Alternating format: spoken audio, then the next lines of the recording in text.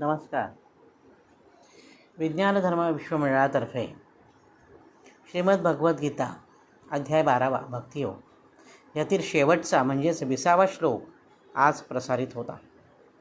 ये तु धर्म्यामृतमिदं यथोक्तं पर्युपासते श्रद्धाना मत्परमा भक्तास्ते तीव मे प्रिया. आता इथे लक्ष द्यायच्या गोष्टी कुठल्या आहेत व्याकरणाच्या? धर्म्यामृतमिदाई त्याचा च च ज ज य म्हटला य हा जो अनुनासिक स्वर आहे त्याचा उच्चार करायचा आहे. धर्म्यामृतमिदम मचा उच्चार करायचा नाही. धर्म्यामृतमिदान नचा उच्चार करायचा नाही. मग कशाचा उच्चार करायचा? तर यचा उच्चार करायचा. ये तु धर्म्यामृतमिदाई यथोक्तम पर्युपासते. यथोक्तम मध्ये मचा उच्चार करायचा. श्रद्धाना मत्परमा आणि पुढे अवग्रह आहे बघा, एसचा आकडा दिसतो, इंग्लिश एस. अवग्रह दाखवायचा आहे. भक्तास्ते तीव मे प्रिया. प्रिया याला काना आहे. या हा अनेक वचनी शब्द आहे. प्रिया हा म्हणून तोही विसर्ग दाखवायचा आहे. आता अर्थ पाहूया. ये तु धर्म्यामृतमिदं यथोक्तं पर्युपासते श्रद्धाना मत्परमा भक्तास्ते अतीव मे प्रिया असं म्हटलं आहे. अवग्रह म्हणजे अतीव असा शब्द आहे.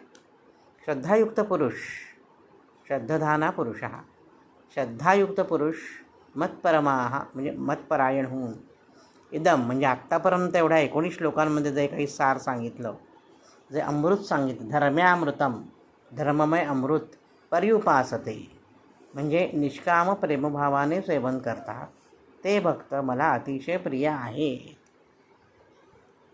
म्हणजे काय की आत्तापर्यंत सांगितलं की श्रेष्ठ भक्ताची लक्षणं सांगितलेली आहे. सुरुवातीला सगुण म्हणजे काय, निर्गुण म्हणजे काय ही चर्चा केलेली आहे. मग सगुण भक्ती केली तर तो भक्त मला जास्त प्रिय आहे का निर्गुण भक्ती केल्यावर तो भक्त मला जास्त प्रिय आहे, ह्याच्यावर भगवंतांनी भाष्य केलेलं आहे. भगवंतांना दोन्ही भक्त प्रिय आहेत. मग खऱ्या चांगल्या भक्ताची लक्षणं कुठली, तर तो कसा असावा, त्याच्यामध्ये कुठले गुण असावेत, त्याच्यामध्ये कुठले गुण नसावेत, याची सगळी चर्चा या पुढच्या सगळ्या 19पर्यंतच्या श्लोकामध्ये केलेली आहे. आणि हा 20वा श्लोक त्याच्यात भगवंत म्हणत आहेत, आत्तापर्यंत ही एवढी चर्चा केली, त्यात जे धर्ममय अमृत म्हणजे काय की चांगले विचार जे आपल्याला समजले आहेत, तो विचार आचरणात आणणारा जो मनुष्य आहे, जो माणूस आहे, तो मला अतिशय प्रिय आहे. ते भक्त मला अतिशय प्रिय असतात. ओम तत्सदिति श्रीमद्भगवद्गीतासूपनिषत्सु ब्रह्मविद्यायां योगशास्त्रे श्रीकृष्णार्जुनसंवादे भक्तियोगो नाम 12ोऽध्यायः. अशा प्रकारे श्रीमद्भगवद्गीता हे उपनिषद आहे. या उपनिषदातील ब्रह्मविद्या सांगणारा, योगशास्त्रातील महत्त्वाचा असा जो श्रीकृष्ण आणि अर्जुन संवाद आहे, त्यातील भक्तियोग नावाचा 12वा अध्याय इथे समाप्त झाला.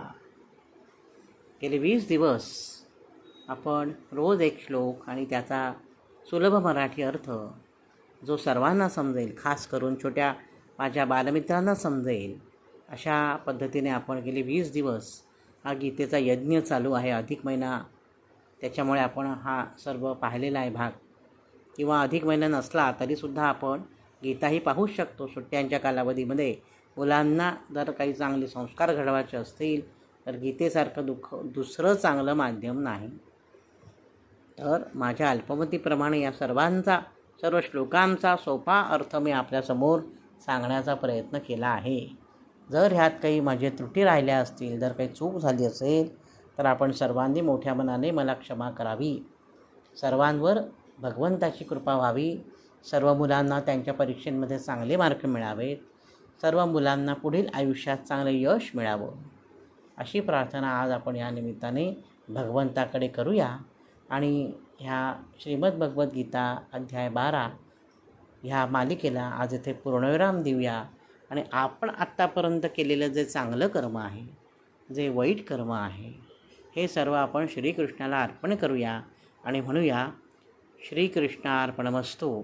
नमोऽस्तु अनंताय सहस्रमूर्तये सहस्रपादाक्षशिरोरुबाहवे सहस्रनाम्ने पुरुषाय शाश्वते सहस्रकोटियुगधारिणे नमः.